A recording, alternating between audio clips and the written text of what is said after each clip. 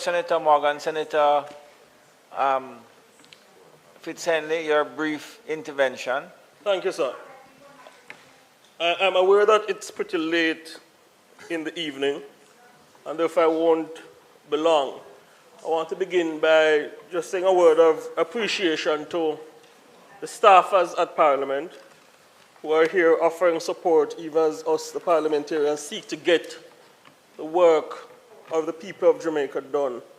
We appreciate your sacrifice, and we know that the day has been long. I have briefly assumed my feet, sir, to indicate that, like the captains of industry across many sectors, including the private sector, I find the $1.26 trillion budget tabled by the finance minister in February of this year to be credible. Yes.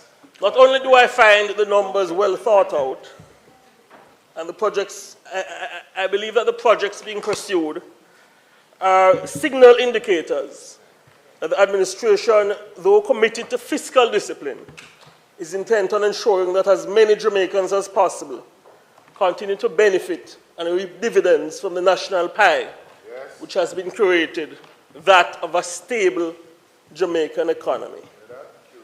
I believe it's no small feat that the administration has been able to continue giving back to the people of Jamaica despite several events, including COVID-19 and Hurricane Beryl, which hit the Jamaican economy hard.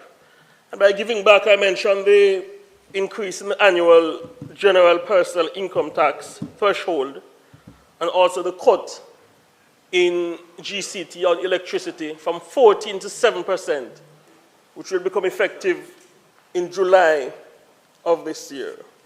I noted some public concern regarding the percentage-wise apparent cut in the budget, but deeper interrogation of the numbers will indicate that that's a positive outcome of the administration's debt servicing strategy, which has been successfully pursued. The fact of the matter is, this year, in a few days' time, Jamaica will achieve a debt to GDP of 68%. We can take much pride in the fact that this will be the lowest debt to GDP ratio in Jamaica since the 1970s, over 50 years ago. I'm of the view, Mr. Senator Gale, that one of the greatest legacies this generation may bequeath to the next is low national debt. And I'm also, having examined the budget, well, there's some way to go, as evidenced by the $162 billion in debt which will become due this year. The general figures and the trajectory indicate that the administration is on the right track in terms of debt management and is making consequential strides which will enumerate to the benefit of future generations.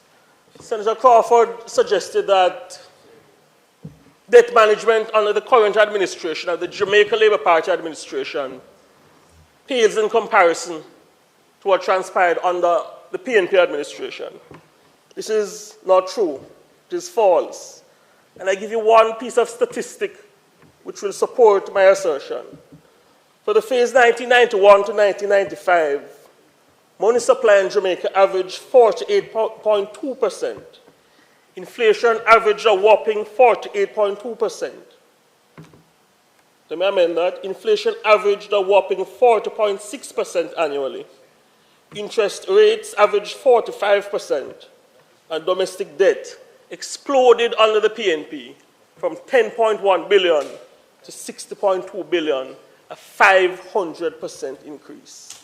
So when Senator Crawford intimated that the debt was adroitly and successfully managed by the PNP administration, he's simply not speaking the truth. On the matter of national security, sir, I wish to make some quick comments.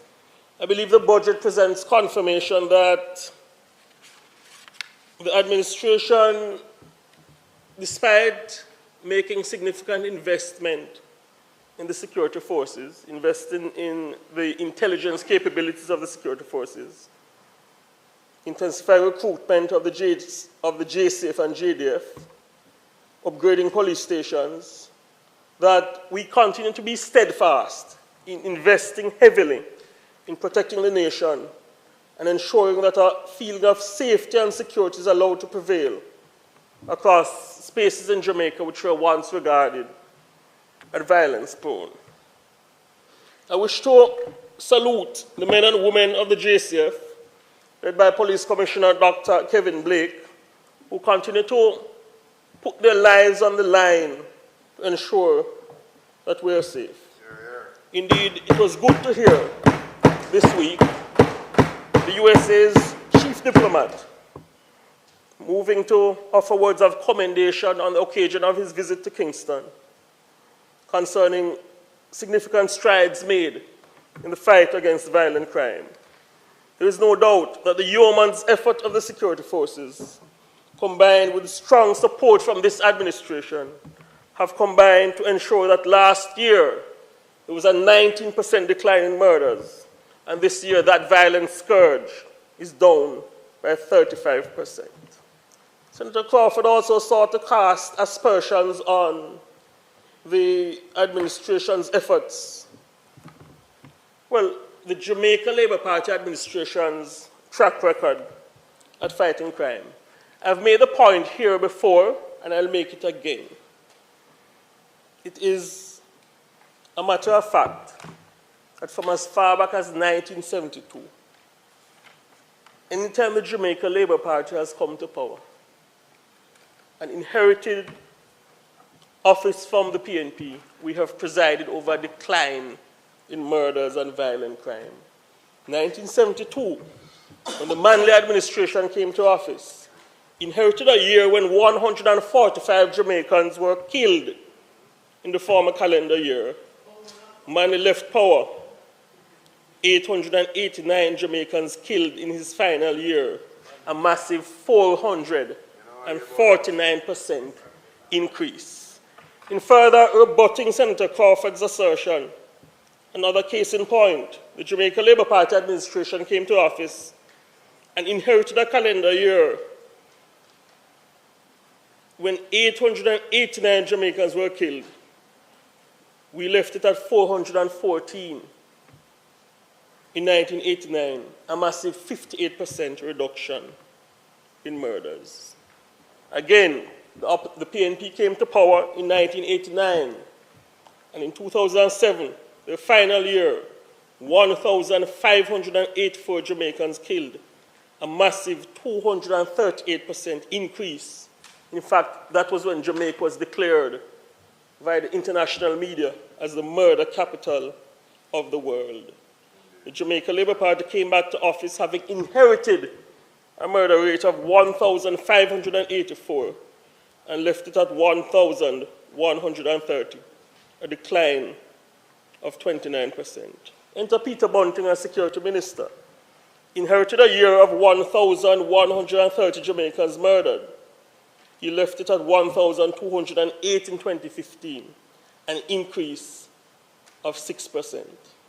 Every life counts, sir.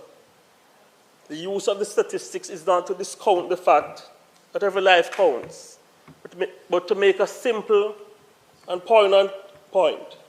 The data confirms that when the Jamaica Labour Party administration is in office, murders decline during our tenure, but under the PNP, murders increase. Contrary to what Damian Crawford told the Parliament earlier today, the fact is the Jamaica Labour Party has a more credible and successful track record at fighting crime.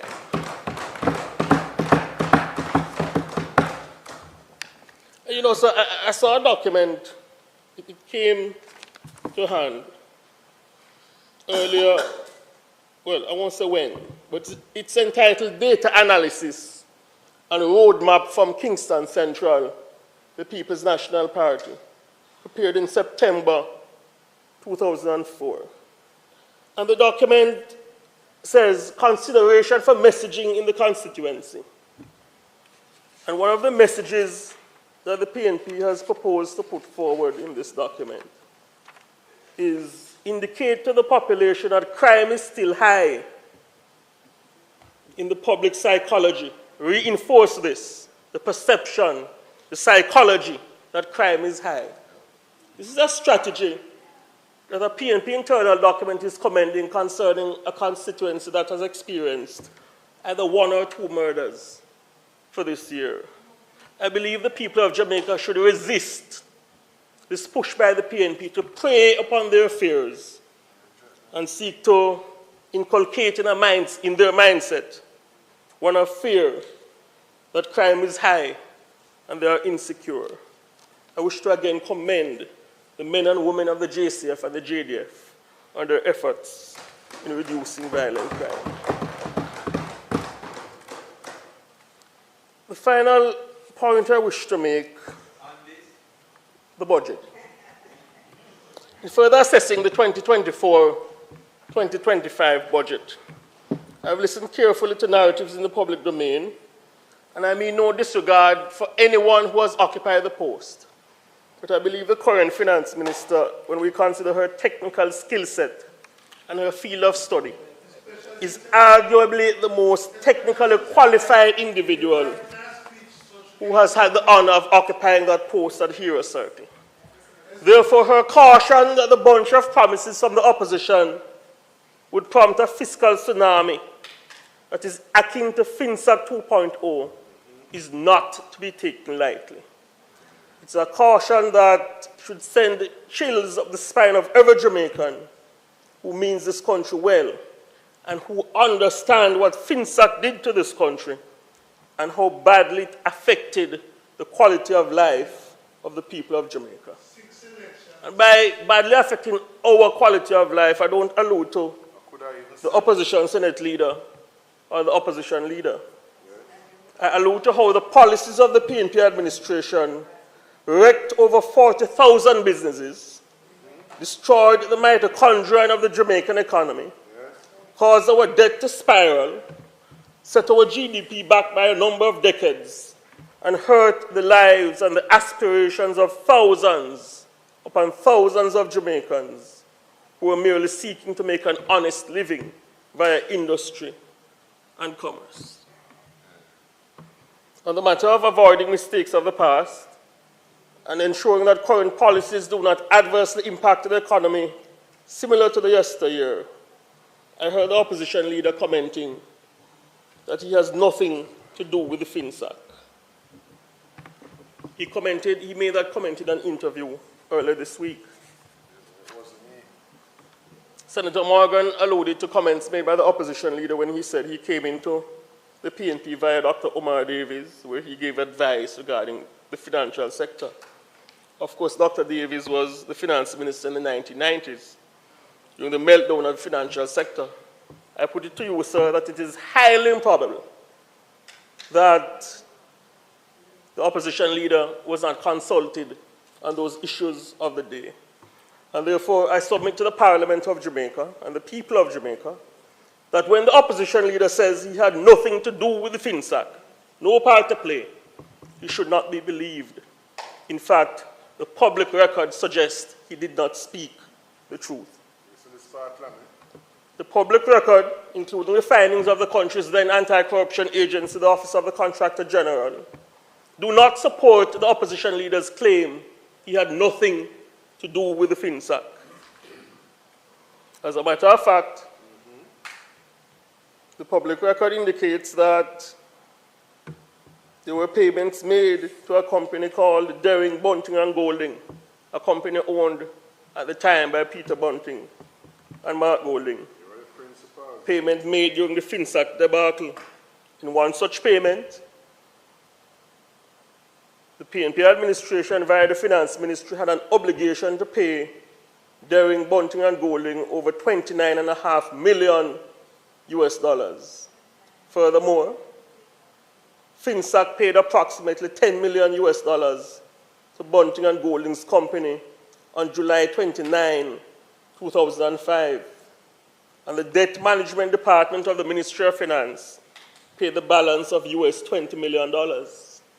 In another instance, the Financial Gleaner of December 5, 1997 tells us that Bunting and Golding's entity abandoned plans for a merger and took full control of Billy Craig Merchant Bank, which is badly affected by the PNP policies of the 1990s. And guess what happened after Senator Seaver Wright? FinSAC, which was set up by Golding's political allies, pumped $85 million of taxpayers' monies into the bank, which was taken over by Bunting and Golding's company. The Gleaner says these developments occurred after a hectic year for DB&G, which saw Peter Bunting and attorney Mark Golding playing a prominent part in the company's operations. What I just alluded to are two pieces of evidence which confirm that the opposition leader's claim that he had nothing to do with FinSAC is false. Indeed, he misled the people of Jamaica, and his latest comment is confirmation that he cannot be trusted to be honest with the Jamaican people. And as Senator Scott Bartley would say, cannot be trusted to lead this great nation. Yes. I wonder if he more Sapphire now. You know what Sapphire would say about Mark? Before I close, sir, well, let me give the people of Jamaica the undiluted truth regarding FinSAC.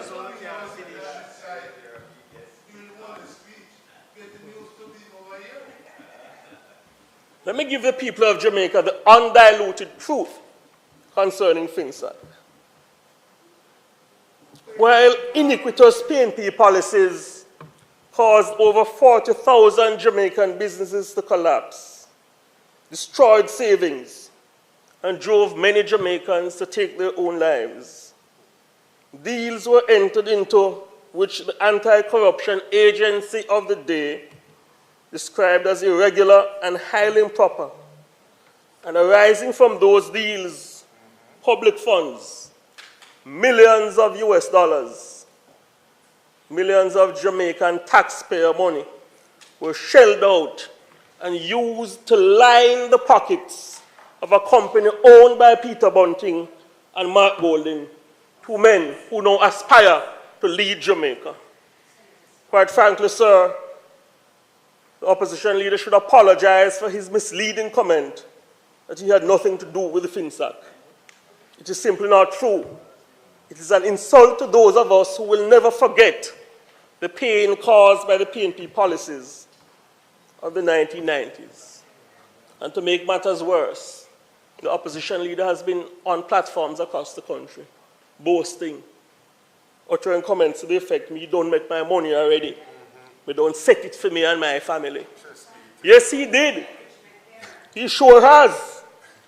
But no amount of revisionist history will hide the fact that he was aided and abetted to that perverse boast by wicked policies pursued by his PNP political cronies, policies which cost many, many Jamaican lives. My humble view, sir, is that those whose pockets were lined by those policies, generated by their political cumbullers, policies which hurt the Jamaican people, those individuals should never be allowed to lead this great country. As I close, I must add that I was disappointed to hear the tone and tenor of the contribution of the opposition in the lower house.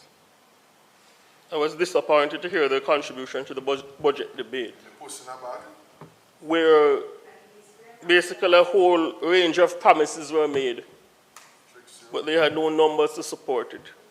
Then they called a media conference after to say they are seeking to provide the figures when there was public outcry. The people of Jamaica deserve a more serious approach to national affairs. Yes. Prominent attorney and public commentator Gordon Robinson summed it up well. Mr. Robinson said, and I quote, "The leader of the opposition's stark, very public confession that he was using the parliament to hold a campaign speech despite originally disguising his stump speech as a contribution to the 2025-2026 budget debate, only exposed his naivety. It was embarrassing. He's not ready. End of quote. I believe that many Jamaicans share the view of the prominent attorney. The opposition leader is simply not ready. Sir, I reiterate what I had stated earlier. I reiterate what I had alluded to earlier. I find the good news budget, which was tabled by the finance minister, and is characterized by no new taxes and a number of measures which will aid the purchasing ability of Jamaicans, to be credible. And it confirms that the administration of Prime Minister Andrew Holness will continue to choose policies which are in the best interest of Jamaica. Indeed, we don't have to agonize over which country we are loyal to. We instinctively and without apology, we choose Jamaica. Thank you, sir.